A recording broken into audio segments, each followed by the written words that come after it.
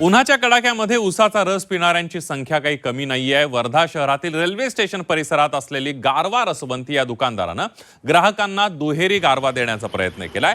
या रसवंतीमध्ये ग्राहकांच्या डोक्यावर फॉगर बसवण्यात आलेला आहे। या फवाऱ्यांमुळे परिसरात गारवा निर्माण होतो आणि ग्राहकांना उसाच्या रसाचा आनंद घेताना उष्णतेपासून काही प्रमाणामध्ये दिलासा मिळतोय।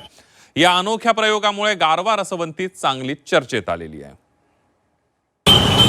वर्ध्यामध्ये तापमानाचा पारा वाढत आहे आणि अशातच तापमानाचा जो उष्माघात आहे ते उष्माघात कोणा ग्राहकांना होऊ नये यासाठी वर्ध्याच्या रेल्वे स्टेशन मार्गावर असलेल्या गारवा रसवंती या ठिकाणी पाण्याचे फवारे या ठिकाणी लावण्यात आलेले। आपण जर एकंदरीत बघितलं तर हे संपूर्ण गारवा रसवंती जी आहे या रसवंतीमध्ये जवळपास 5 ते 6 दिवसापूर्वी हा पहिला प्रयोग करण्यात आला आणि या संपूर्ण प्रयोगाची वर्ध्याच्या सोशल मीडियावर देखील मोठ्या प्रमाणात चर्चा आहे। आपण जर एकंदरीत दृश्य बघितलं तर संपूर्ण जी रसवंती आहे त्या रसवंतीच्या संपूर्ण परिसरामध्ये अशा पद्धतीनं जे पाण्याचे फवारे निघत आहे त्यामुळे एकंदरीत का म्हणून लावले। आपल्यासोबत बोलण्यासाठी रसवंतीचे चालक आपल्या सोबत आहे। काय सांगाल, हे कधीपासून लावलं, काय सांगाल? हे चालू करून आम्हाला 4-5 दिवस झाले।